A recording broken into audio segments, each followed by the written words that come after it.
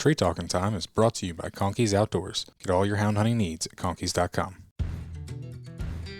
Welcome to Tree Talking Time, where we talk all things tree dogs, from the smallest fights to the largest hounds, treating squirrels to bears and everything in between. And from time to time, we might even run a little fast game.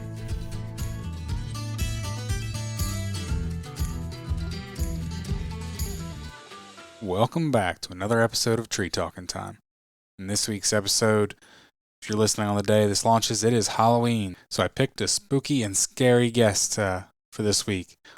Unfortunately for you, we're not going to talk about the spooky, scary, paranormal today. But these guys are a riot, and that's what they talk about on their podcast. So be sure to check out their podcast after you listen to this one. But we're going to get to know the guys behind Coon Hunting Confidentials today. I got to sit down with them at Autumn Oaks, had a great time. Last year I sat down with them and they kind of grilled me, so this year I returned the favor. So as we move into the holiday season though, make sure to be checking out all my sponsors. You've got Conkeys, Full Cry Magazine, and W. You know, those Tree Talking Time shirts will make a great Christmas gift, so check those out at dusupply.com. And without further ado, here's this week's episode. Me and Dustin or Daniel, we don't got our boots on anyways. We can't get that deep. I got my flip-flops on. I don't get too far deep. But, I mean, I will throw it out there. If anybody's got some weird, creepy stories or just strange hunting encounters, I definitely want to hear them. Mm-hmm. I'm always fishing for stories. Oh, I'm sure. I'm sure that's hard to find. It is. Like, it's getting harder. You know, I can talk to anybody about dogs. I mean, if you own dogs and you hunt dogs, I can talk to you. You're looking for a very select group. And the thing about it is there's stories out there. It's just getting the people in, and then a lot of people don't want to talking them into.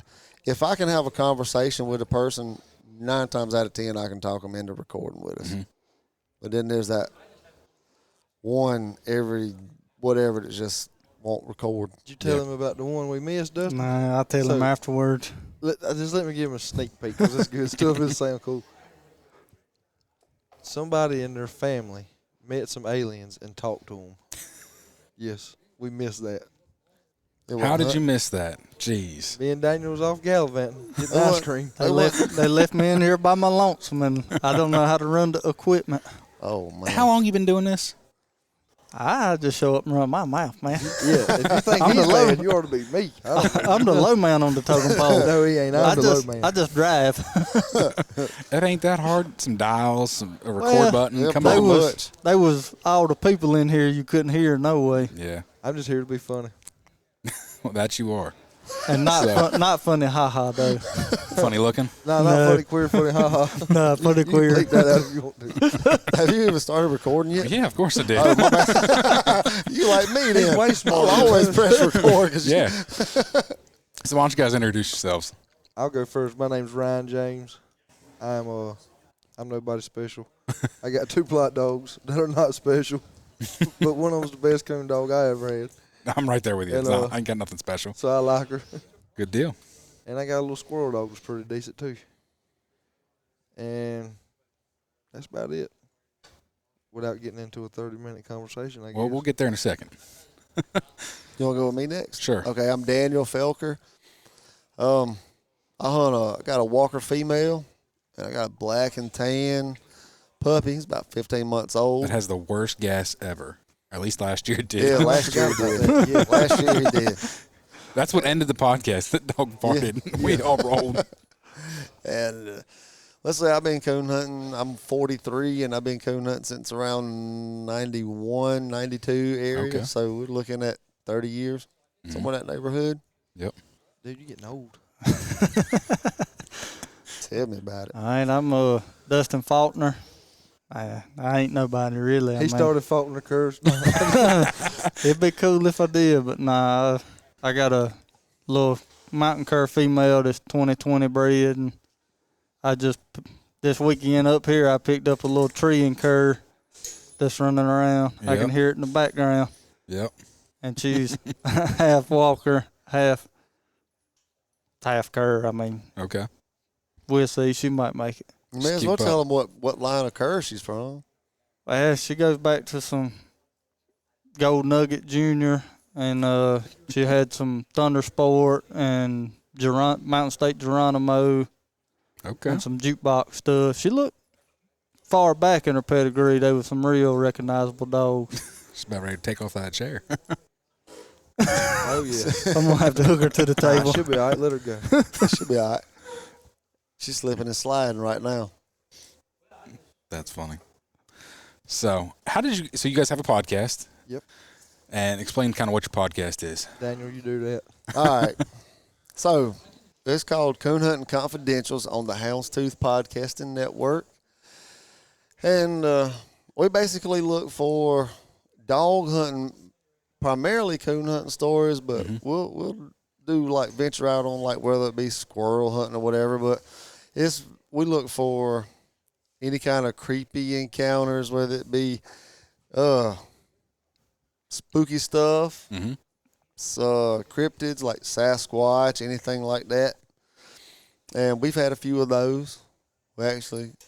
But so that's just kind of when I knew Dustin is the one that got me hooked on podcast. Okay. So was coon hunting one night. He mentioned something about Houndsman XP. It was something about scenting. Okay. I went on there and listened to it, and then I just fell in love with I started listening to podcasts, and I was like, that sounds like fun. I think I want to do that. But then when I started listening to a bunch of other stuff, I started like discovering there was like Sasquatch Chronicles and stuff like that. That was also an interest of mine. And I was like, hey, y'all. I was like, let's look for the creepy. Actually, I heard a story. There was a guy telling a coon hunting story in the Daniel Boone National Forest on Tony Merkel's The Confessionals, which is a huge podcast. And so dwarfs all of us. Do what? Yes, yes. Like he's actually like been able to grow that into Merkel Media now. Okay. So it's huge.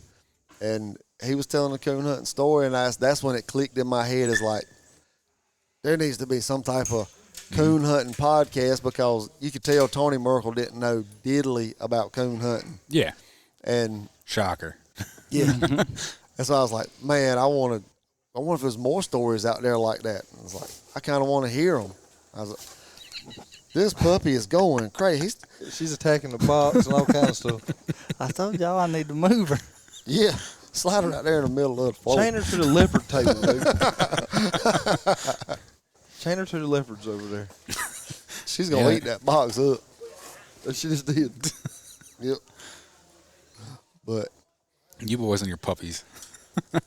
Disrupting podcast. I can't help it. So that was kind of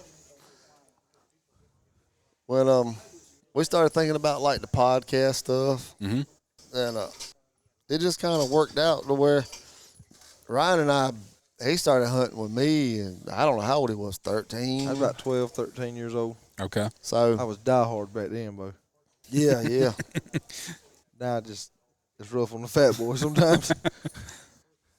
It was crazy. He would be, man, we'd hunt all like, year in a T-shirt.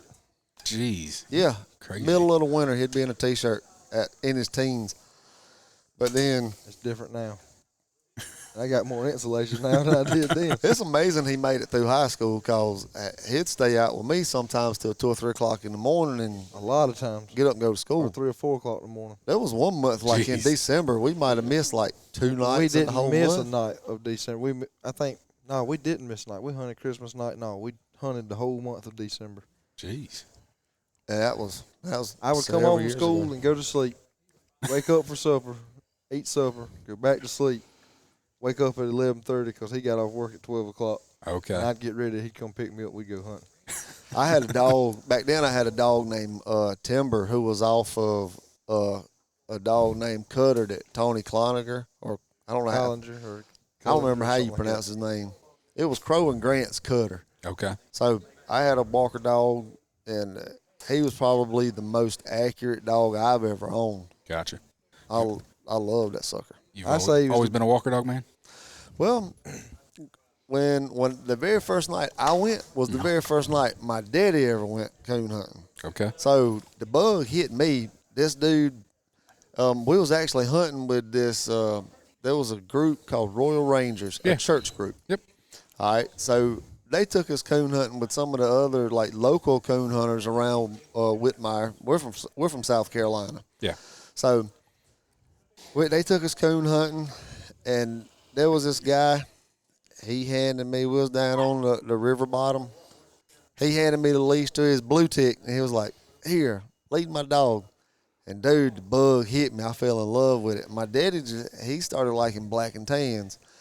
So the first dog we had that was a good dog was a black and tan. Okay. He took a liking to them. How many dogs did it take you to get to that good dog? Okay. Our first 2 dogs were my great uncle. He had a blue tick. They called him Old Blue, whatever. All he was he'd run around. We'd listen to him chase deer at night. I grew up out in the country. We'd listen to him run deer in the nighttime. We'd sit on the front porch and you hear him running deer. He'd break off. He'd come back home.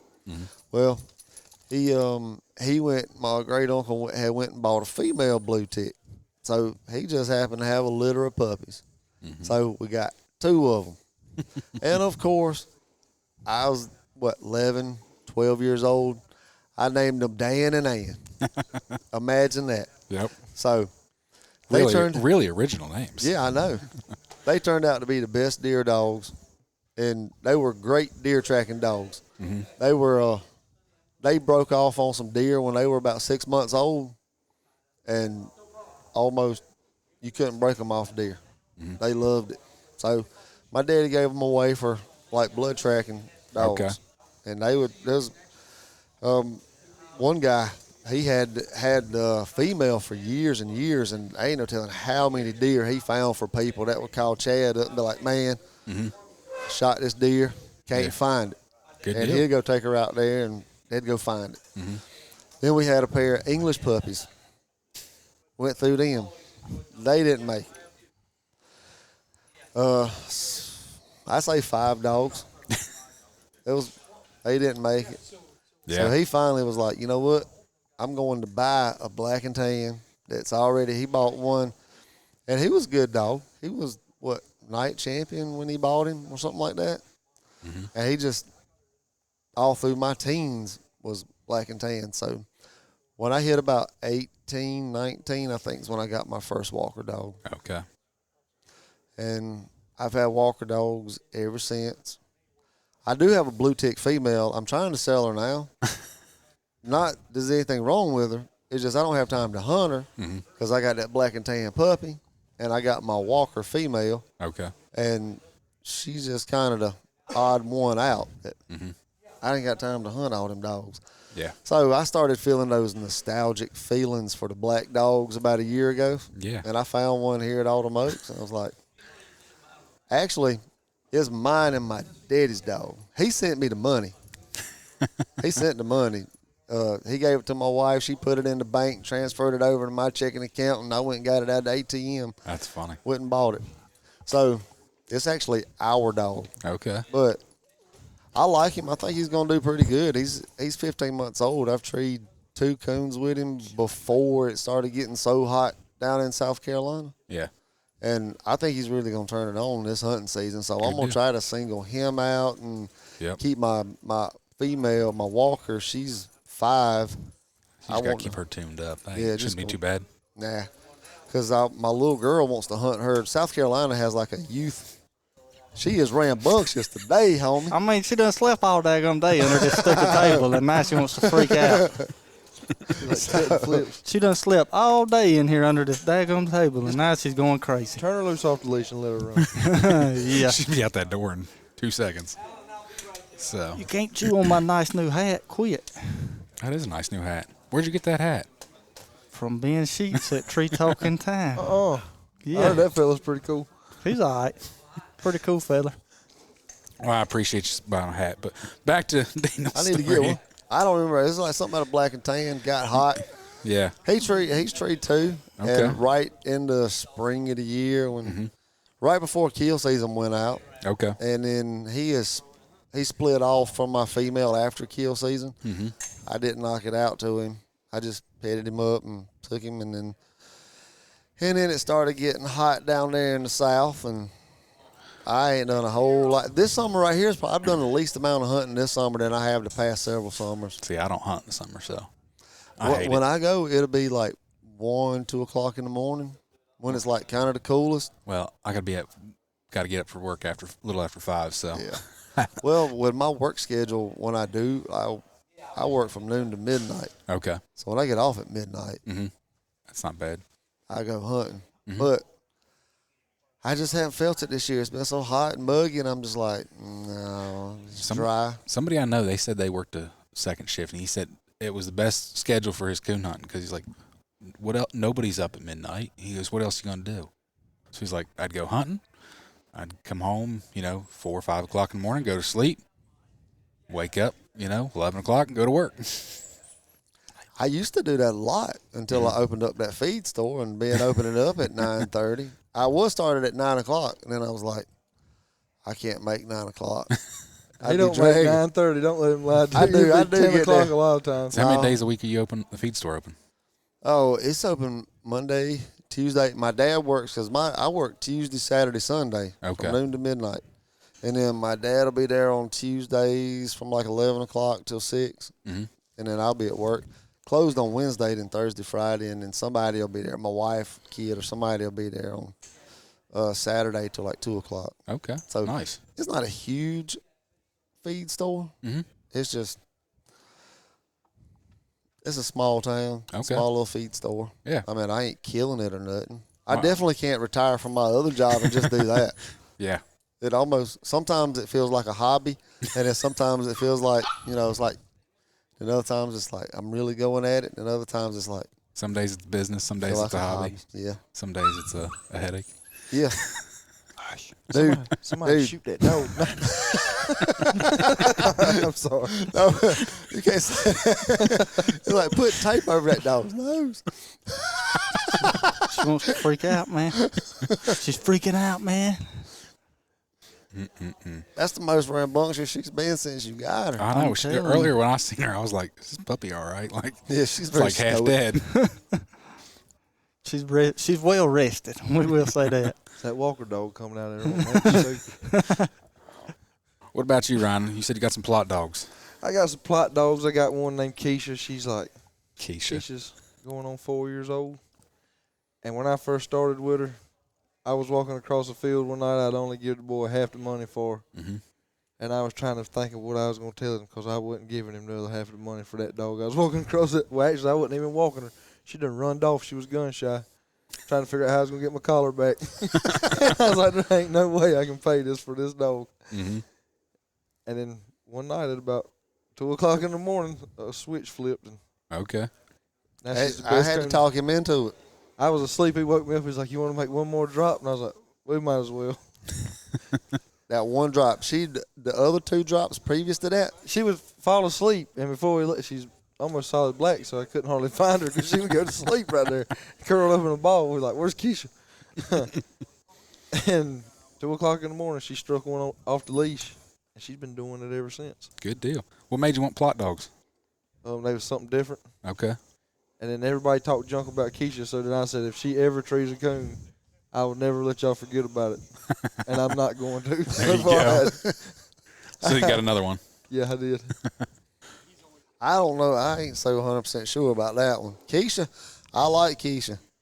The verdict is still out on the other one. I think he's going to be all right. How old is he?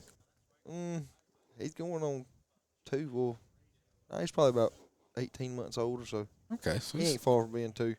Last year was his first season. I ain't hunted him all summer. Yeah. Oh, he's gaming. He's gaming. He's got a lot of promise. I like him. I'm waiting to see him look up on something. Okay. He'll look up one day. And you got a cur dog, you said? I got a little feist dog, yeah. Okay. A mountain feist. Good deal. Hey, dude, I wish I had a hound dog that hunted like that feist dog. She's all business. All business. From the time I put her in the tree, she'll sit on the dash and look. Looking for squirrels. Yeah. But she's my once in a lifetime dog. She's the best hunting dog I've ever had, probably. Okay. She's sure enough. Where'd you get her?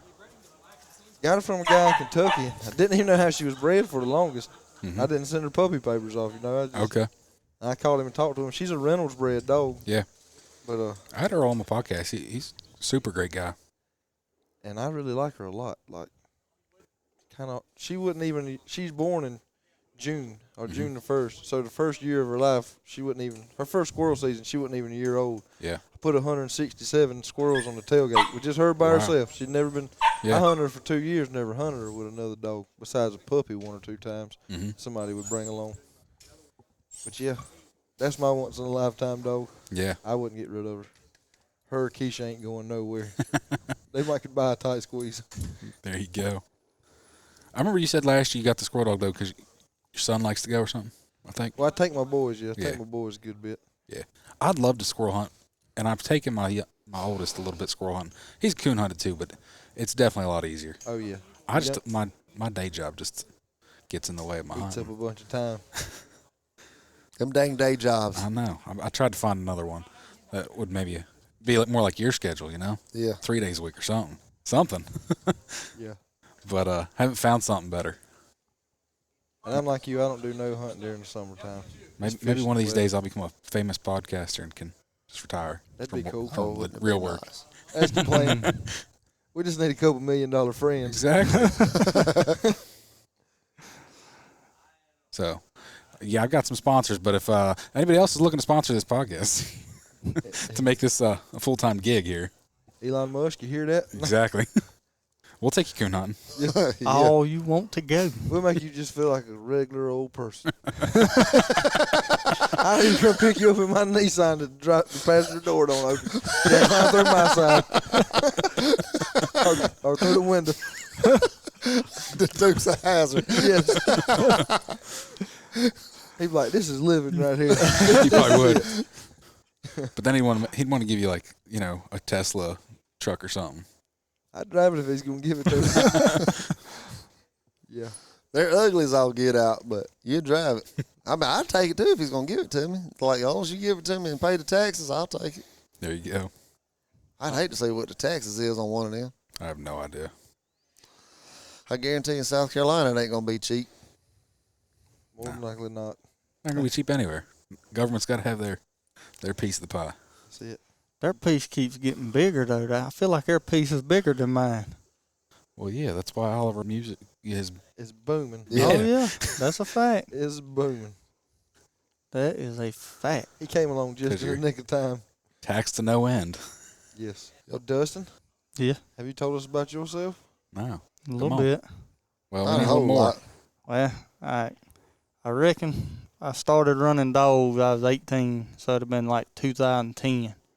And I run with some fellas I still work with today, still hunt with today. And I was like, I always had a thing for dogs, and I was like, oh man, this is awesome. A dog that earns this keep, don't just eat crap and bark in the yard. I was like, this is where it's at. So, went to Clemson and took a turkey hunting class and actually got to hunt with some boys up there that had squirrel dogs. Well, didn't like college, so I come back home and got me a real job and went to Tech. But I bought my first dog. She was just a tree and cur off a little young kid that just playing baseball, didn't have time to hunt her, was give the dog by some old man that was getting out of it. Her name was Bree. I don't remember what her registered name was, but I bought that dog on a Friday. Well, we was hunting on some landlocked game management that you had to get on the river to go to that next day. And I was like, all right, well, dog don't know me from Adam, but I got a dog, we hunting. So we pile in this boat, and there's like 8 men and about 6 dogs in this 18-foot boat just going to hunt this landlocked stuff. And one of my buddy's dogs pissed on my leg. And I told him if I had to pee, I'd pee all over this dog. But she hunted, done great. I mean, showed out. And I was like, yeah, I probably won't never not have another one. Mm-hmm. But then at the end, we was at the boat, and everybody's dogs around, and I'm like, somebody's dog opened up about 300 yards off, and I'm like, whose doggone dog is that? Everybody looked at me, that's your dog. Golly. So there I go to get her. And she had 2 squirrels in the tree, so I was all right with that. But I've had dogs ever since. My 4-year-old is a 2020 bred. She's straight off a 2020 Festus and a Grand Pup off a 2020 Hummer. Okay. And, I mean, all you cur dog people knows who Hummer is. Mm-hmm. And then I've gone through some that just ain't made it. And she's the only one I got right now, except this little pup here that's chilling with Daniel. She's going to be one of the greats. She might be. I'm the puppy whisperer. The puppy whisperer. You are. Suit me. But We'll get this song on trading coons, bud. We'll coon hunt it at night and squirrel hunt it in the day. combo. Like Combo Lieutenant dog. Dan. Lieutenant Dan's going to blood trail deer and tree squirrels and bay hogs. He gonna do it all, man. He's going to do it all. There you go. And he might be a shrimp boat captain. Hey, and I don't know if you listened to our podcast, the last one, how this sucker, what he uses to call this dog with. I missed it. Ice cream. Ice I cream. say, Lieutenant Dan, ice cream. I got you some ice cream. The He will dog come comes running. running. I try to call. I was like, "Come on, Dan." I'm whistling. You can't call him by his Nothing. name. None of that. This sucker starts saying, "Ice cream, Lieutenant Dan." That sucker turns around, boom, beelines to him. So here's a funny story. I had an old dog when I got started in this. The guy got me started, Mike. He let me basically have this old dog. Me Too dog, worthless. And he was going deaf. But at the same point, sometimes he went deaf on his own accord versus actually being deaf. Selective hearing. Exactly. Well, one night I couldn't get him back. I started barking. I told y'all he was a Me Too dog. He come in there and covered you. Come in. Yeah. I've done that hog hunt before, man. I've done that hog hunt a lot. I was like, this dog would not come back to me. I'm hollering, I'm calling, nothing. I start barking, and here he comes running. I seen a dude do that years ago. I've done like, that hog hunting, dude. with a because red bone. Mm-hmm. All them hog dogs, they hear one bark, they like, woof. Yeah. They swarm. And I've been trying to catch Devin's dogs a lot. He'd be like, Ryan, get treed. Like, all right. He did that one night years ago. He was from South Carolina, and he hunted red bones. His daddy hunted red bones. His daddy actually helped get a lot of the clubs in the upper state of South Carolina established as coon clubs in the 90s. And, man, I'll never forget that sucker was at that hunt, and he got somebody to start barking like a dog, and he was trying to get his to come in. Yeah. And he was like, watch this. And he starts blowing a squaller. Has somebody else barking. Man, here come that red bone. That son gonna come bowling up on that tree. Bah! We was right there at the truck, man. I was like, golly. Circle him up, boy. Conky's Outdoors is proud to be a sponsor of Tree Talking Time. Family, hunting, tradition is the Conky's motto. They understand the importance of passing down the tradition of hound hunting. They are a family-owned business that treats you like family. They also understand the importance of having the gear you need when you need it. Conky's carries everything for your next hunt, and it ships to your door quick. They also offer great warranties on all tracking systems and financing options. Check them out at conkys.com. You can also use the code TreeTalkingTime5 in all caps to save as well. So I need some good hunting stories. Like what do you mean by good hunting stories? Memorable. All right. It doesn't. I got one. Could be the best hunt you ever had. This was the worst hunt we ever had. that works too. We went to a place called Traveler's Rest. They don't have any coons. I hate to say that. I hate to talk bad about a place, but we hunted 25. Dude's like, I got 2,500 acres. You remember him telling us that the first Yes, drop? I sure do. And it was obviously like 1250 straight up. 1250 straight down. Because they was in a highway when we caught them in no time. Jeez. And we cut them across 2,500 acres. The next spot we go to, we cut the dogs loose, and by the time the dogs get out of sight, the guy goes, "Yeah, I only got permission to hunt about 5 acres right here." So the dogs get treed, and they all go to them. I'm like, I'm going to sit in the truck. Well, I was sitting there trying to go to sleep, and about that time I heard somebody say, "What in the blank are you doing on my property?" I come to, I'm like, it sounded like it was right there at the truck. I'm looking around, I don't see nobody, and I can see them way across the cow pasture. And when they got back to the truck, what it was is this little old woman had a shotgun drawn on them. Oh, jeez. Yeah. And it was Daniel and the other guys. Well, they come back to the truck, and I think, did you sneak on down in there and get timber? You turned your light out. You know, that other boy turned his light out. I had to cut my light out and go. No, I'll tell you how I come up on that other boy in a minute. Oh, so the guy that was guiding us, he comes back to the truck. He's like panicked. I'm like, what happened? He's like, old woman's calling the law on us. I gotta hide some stuff. He starts hiding guns and stuff off in the woods. He's like, I ain't supposed to have a gun. I'm a felon. Oh, jeez. So he hides his guns, and they come up out of the woods. Well, the police show up, and the police know it was 3 people. Mm-hmm. The woman had no clue I was there. They just know 3 people. Well, that one boy was still in the woods getting his dog. So I had to act like I was one of the 3 people. Yeah.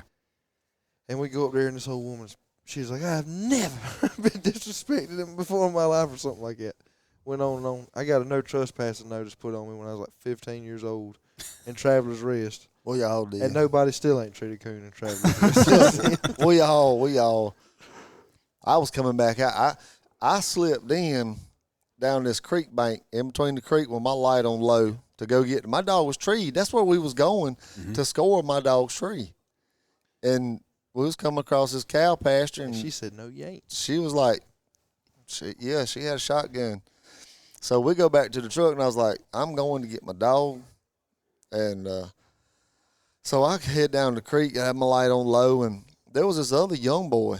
He had the same idea. He was going to go in there and catch this blue tick for the guy he was with. Mm-hmm. And I come up on him, and he's like just laid stretched out on the creek bank. And I'm like, dude, what is wrong with you? And he just points up. He was like, I fell off that. He didn't have no light. Oh, this joker just straight walking and just free fell off the creek bank down onto the sandbars, like blam. Jeez. He just laid out with his tennis shoes on. I was like, this is something else right here. No, I got him, but I go and I get my dog. He's got a coon, and actually see it in the cedar tree. Mm-hmm. So I come back out, and when I come back out, somebody done cut the electric fence on because I crossed the electric fence going in. Coming back out, I'm on my hands and knees, and I'm holding on to the metal part of the dog leash, and my dog's butt hits it. And I'm down on my hands and knees, and I felt it when it came through the dog and down through the chain. It's like, and it got me. I'm like, oh. And I was like, son of a. I actually seen it arc off my dog's butt when it was like touching. It's like, I felt it, hit me. So we got back, and by the time we're coming across that field, Ryan's like, come on. The cops are coming back. So I take off running. I throw my dog. That's Timber, the same dog off cutter. I throw him in the dog box, sitting right there, and then we all had to go up and apologize to this woman. And like, come to find out, she didn't even own the land. All she did was rent this little rinky-dink trailer out in the middle of this cow pasture. She didn't own none of it. Jeez. And called the law, got us a trespassing notice in Traveler's Rest. Cops was cool though, because when they first pulled up, they was like, y'all having an all right time? And we was like, yes sir. He's like, till the dang cops showed up. And then he told us what was going to happen. He's like, it's okay, I may have one on me at Myrtle Beach. He's like, it ain't a big deal, it's okay to have a trespassing notice on you. Well, I have a similar story, but I was the guide. We were hunting public land, but the dog was got down, and it butts against some private. And I tried to get permission to hunt the private, and guy's like, no. I'm like, all right, because we're animal lovers. We don't want nobody hunting our property. All right. I'm like, my dog gets a treat on your property. Can I come get it? I guess, but no guns. Okay, fair enough. Well, we're in a night hunt, so obviously no guns. Well, they crossed like, and the public land, it borders a lake. Well, the lake comes up this creek. Well, the creek comes behind their property, and basically right at the end of their property is where it starts widening. And because it's just, the lake is a man-made lake. Yeah. And so basically they crossed right there at the corner of these people's property, but they got a pasture right there. And one dog crossed it, went and treed coon on the other side. Well, the other dog wouldn't cross it, so he starts treeing on this side of the creek. So they hear it, and she comes out on her four-wheeler and starts screaming at us. I start trying to walk to her, and I was trying to be like civil, like, hey, ma'am, how you doing? Like, explain what's going on. And she's just screaming. get the blank off my property, get the blank off my. I'm like, your husband told me I could get my dog. I'm just trying to get my dog and get out of here. Well, get out of here. All right. So we get the dog. Well, we get the dog that's there, and we go to look at this creek, and it's deep. We're like, all right. So we start walking up this creek bank, because technically, even though the private property borders the creek, they don't own the stream bank. No.